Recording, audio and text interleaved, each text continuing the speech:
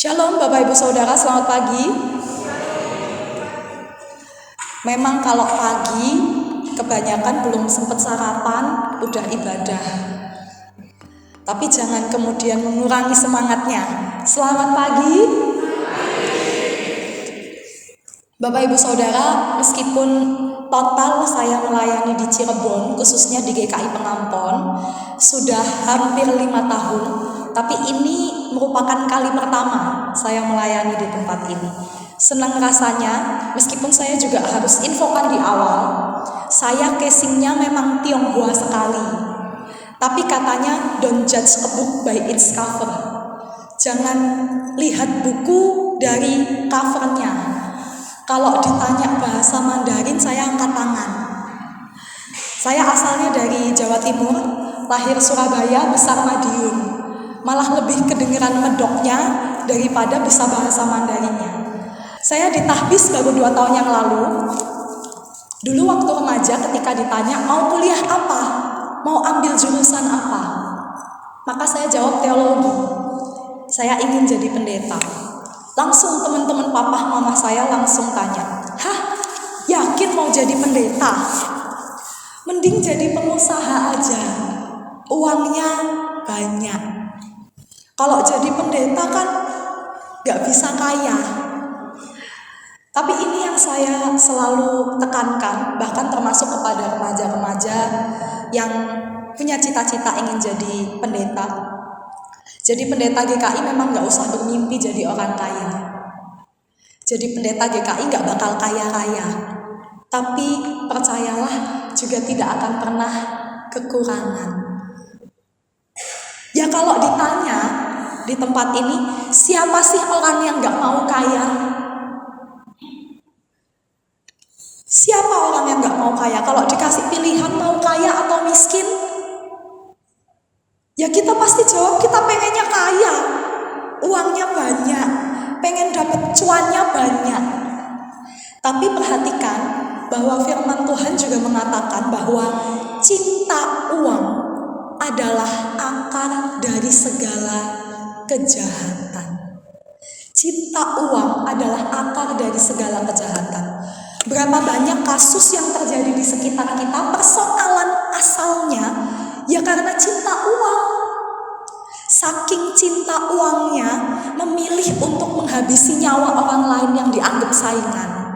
Saking cinta uangnya, memilih untuk meninggalkan pasangan demi bersama dengan pasangan yang lain yang lebih kaya. Saking cinta uangnya, bersedia menukar keluarga atau bahkan Tuhan.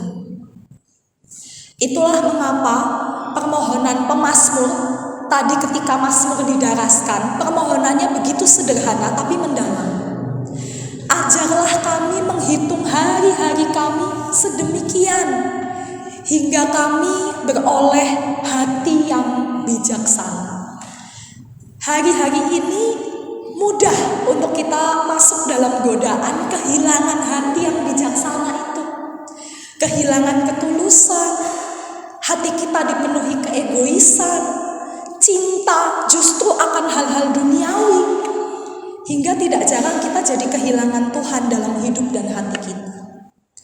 Dalam bacaan Injil kita menjumpai bagaimana ada seseorang yang kaya raya datang kepada Yesus untuk kemudian mencari hidup yang kekal. Guru yang baik, bagaimana caranya aku memperoleh hidup yang kekal?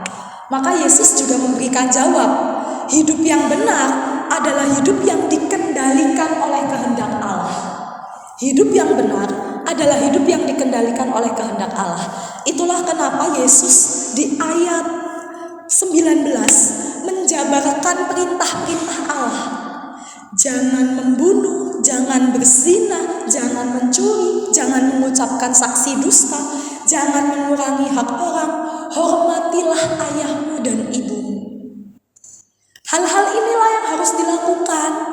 Kehendak Allah inilah yang harus dilakukan supaya hidup kita juga berkenan di hadapan Tuhan. Maka ketika Yesus sudah menjabarkan perintah Allah itu, orang kaya ini mengaku, "Loh, semuanya itu sudah ku turuti. sudah kulakukan sejak masa mudaku. Orang Yahudi pada zaman itu memang selalu menganggap diri mereka layak untuk masuk kerajaan Allah.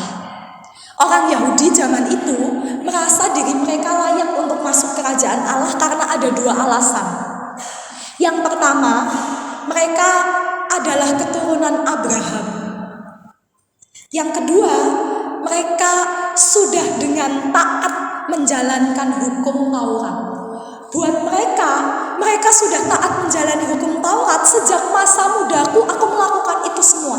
Buat mereka itu cukup untuk kemudian kita memperoleh keselamatan dari Tuhan. Nah, kemudian sejak kedatangan Yesus mulai memberikan pemahaman yang benar dan baru. Yesus bahkan menegur mereka. Kalau kita lihat di Matius 39, Yesus mengatakan Allah dapat menjadikan anak-anak bagi Abraham dari batu-batu ini. Ya, ini sebuah teguran keras. Siapa mereka tanpa Allah?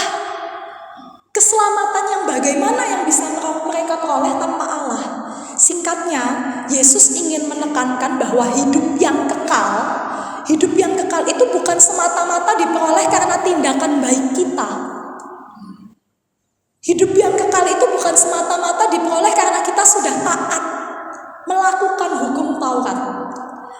Inilah yang membedakan kita mungkin dengan saudara-saudara kita. Umat Muslim memiliki pemahaman mengenai pahala. Pemahaman iman mereka, semakin banyak perbuatan baik yang kita lakukan, kita akan menumpuk pahala. Pahalanya semakin banyak, semakin kemudian memudahkan kita untuk memperoleh keselamatan. Nah, sedangkan dalam iman Kristiani ini menjadi cukup berbeda, karena mau sebanyak apapun perbuatan baik yang kita lakukan, tidak akan pernah bisa membuat kita layak untuk memperoleh hidup kekal. Seberapa banyak pun perbuatan baik yang kita lakukan tidak akan pernah membuat kita layak memperoleh hidup yang kekal. Maka penekanannya, hidup yang kekal itu adalah anugerah. Anugerah Tuhan yang dinyatakan dalam hidup kita. Dalam bacaan Injil hari ini, Yesus ingin kembali menekankan hal itu.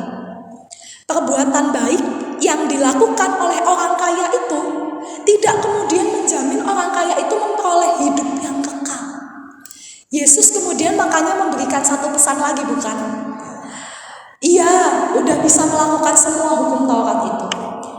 Lalu kemudian Yesus melanjutkan dengan satu pesan lagi, pergilah, jualah apa yang kau miliki dan berikanlah itu kepada orang-orang miskin. Lalu datanglah kemari dan ikutlah aku. Tapi apa yang kemudian dilanjutkan? Orang kaya itu pergi dengan sedih sebab banyak hartanya. Ini bukan dimaknai, oh berarti yang memperoleh keselamatan, yang memperoleh hidup yang kekal itu hanya orang kaya saja, hanya orang-orang yang tidak kaya saja. Makanya kalau kita kaya, kita jual dulu semua harta milik kita, baru kita peroleh hidup yang kekal. Bukan demikian ya Bapak Ibu Saudara. Nanti di dunia ini semua orang justru berlomba-lomba jadi orang miskin, gak mau kerja supaya bisa hidup kekal. Ya bukan demikian. Maka yang perlu kita perhatikan, apa yang mau disoroti dalam bagian ini, Yesus mau menyoroti kepada siapa orang kaya ini mengandalkan dan menggantungkan kehidupannya. Kepada hartanya yang banyak tapi fana, atau kepada Tuhan yang kekal yang dapat menjamin hidup yang kekal yang akan diperolehnya. Seringkali kita juga sama seperti orang kaya ini, menggantungkan diri kita pada kekayaan. Katanya kan, lu punya uang, lu punya kuasa.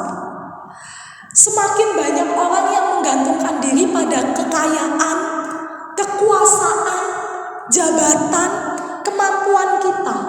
Nah, kalau semakin kita menggantungkan diri pada hal-hal yang demikian, percayalah, semakin kita akan meragukan kuasa Tuhan dalam hidup kita.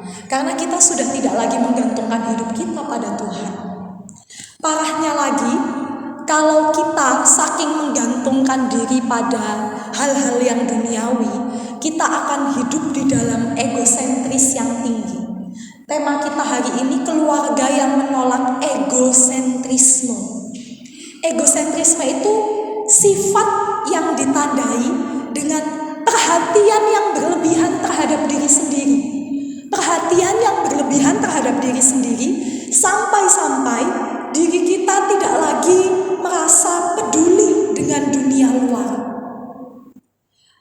Seorang merasa dirinya begitu penting sehingga menolak dan enggan peduli terhadap situasi di luar. Bergelimpang harta, tapi enggan membagikannya kepada orang miskin. Atau bahkan serupa yang ada dalam bacaan pertama tadi, ada keadilan yang diperkosa, menginjak orang lemah, menjepit orang benar, menerima uang suap, mengesampingkan orang miskin di pintu gerbang. Semua dilakukan karena yang penting apa? Buat orang-orang yang memegang prinsip egosentrisme, yang penting aku bahagia, aku kaya, aku sukses, aku berhasil. Orang lain bukan urusan. Nah, saat ini bacaan ini sedang menekankan kepada kita jangan sampai ketika kita menggantungkan pada hal-hal duniawi, kemudian kita justru tidak lagi peduli kepada orang-orang di sekitar kita. Ada sebuah buku yang berjudul Melogika Rasa.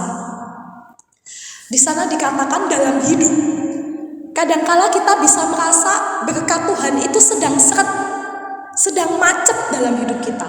Kan ada masanya ya, berkat Tuhan kok kayaknya mengalir terus dalam hidupku, rezekinya lancar, dipermudah.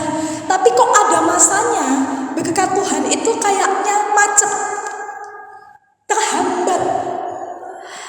Maka kemudian di buku ini disampaikan berkat Tuhan itu serupa lampu lalu lintas.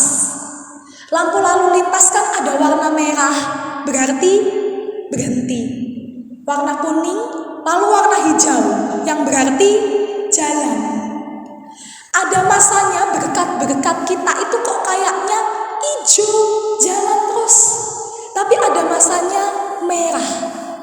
Nah, yang menarik ketika kita perhatikan, kalau kita ada di perempatan misalnya, waktu bagian jalan kita lampu lalu lintasnya merah, maka yang lain akan ada yang hijau.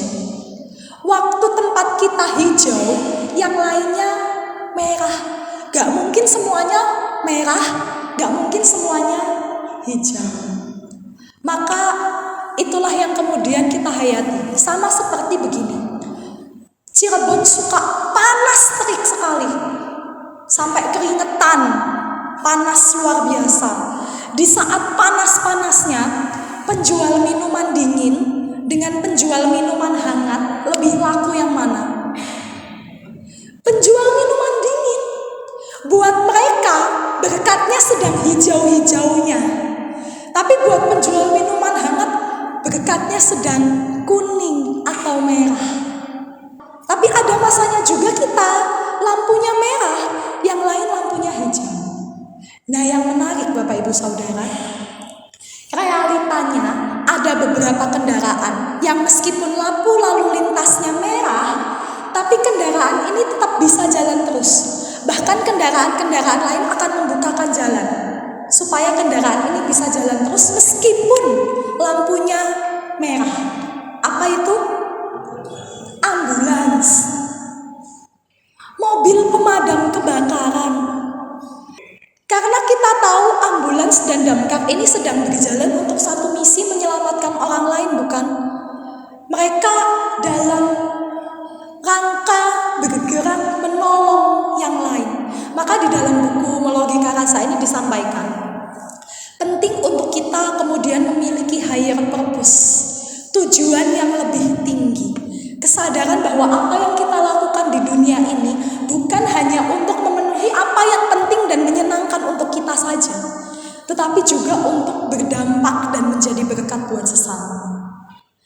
Kalau kita sudah tujuan jalannya untuk semakin jadi berkat buat sesama, menolong yang lain, percayalah, dunia dunia di sekitar kita lampunya mungkin bisa merah, tapi berkat Tuhan dalam hidup kita, entah bagaimana caranya, bisa terasa tetap hijau. Ini yang berulang kali saya sampaikan, matematika Tuhan itu berbeda dengan matematika dunia. Kalau kita tahu rumus matematika, sebuah angka dibagi, angkanya akan lebih besar atau lebih kecil? Angkanya akan lebih kecil. Saya punya 2 baju, saya bagi 1 kepada Bapak Ibu, baju yang ada pada saya akan lebih sedikit. Kalau pakai rumus matematika, semakin kita berbagi, maka apa yang ada pada diri kita akan semakin berkurang. Tapi entah rumus matematika seperti apa yang Tuhan pakai, semakin kita berbagi, saya percaya kita juga mengalami, kok rasanya ternyata Tuhan semakin cukupkan hidup kita. Tuhan semakin melengkapi diri kita. Tuhan tambahkan apa yang kurang dalam diri kita. Maka tujuan utamanya bukan untuk mengejar berkatnya, bukan untuk mengejar bonus-bonusnya, tapi tujuan utamanya adalah untuk kita jadi berkat buat yang lain. Kalau kita bisa merasa berkat Tuhan tetap hijau, yaitu bonus.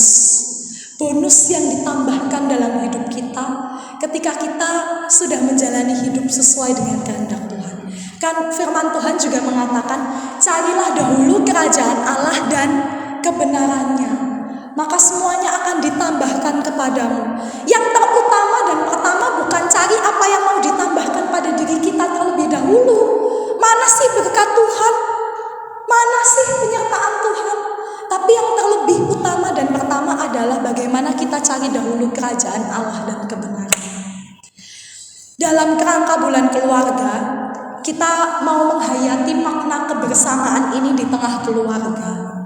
Bersama dengan keluarga, marilah kita saling mengingatkan untuk kita bukan menggantungkan hidup kita pada kedagingan yang fana, pada harta dunia, pada kekuasaan dan jabatan, tapi marilah kita bergantung pada Allah yang kekal. Di tengah keluarga, dalam kekayaan, kita bisa saling berbagi. Kekayaan itu banyak ragamnya. Ada yang kayanya kaya materi, kaya uang, yang bisa berbagi dana. Tapi ada juga yang kayanya dalam bentuk yang lain, kaya akan kasih, kaya akan perhatian, kaya akan pengampunan. Ya bagikanlah itu di tengah keluarga kita. Beberapa waktu yang lalu, bulan-bulan lalu, ada Paus Fransiskus yang datang ke Indonesia. Yang menarik ketika Paus itu datang, kayaknya suasana Indonesia jadi adem. Banyak sekali kutipan-kutipan Paus yang dinyatakan untuk kemudian meneguhkan iman kita. Dan saya mau kutip satu kutipan Paus. Di sana dinyatakan demikian. Sungai tidak minum air mereka sendiri. Pohon tidak makan buahnya sendiri. Matahari tidak bersinar untuk dirinya sendiri. Dan bunga tidak menyebarkan keharumannya untuk dirinya sendiri. Hidup untuk orang lain adalah aturan alam. Kita semua dilahirkan untuk saling membantu, tidak peduli betapa sulitnya itu. Dan ini kalimat terakhir yang menurut saya sangat mendalam. Hidup itu baik ketika Anda bahagia. Tapi jauh lebih baik ketika orang lain bahagia karena Anda. Hidup itu baik ketika Anda bahagia.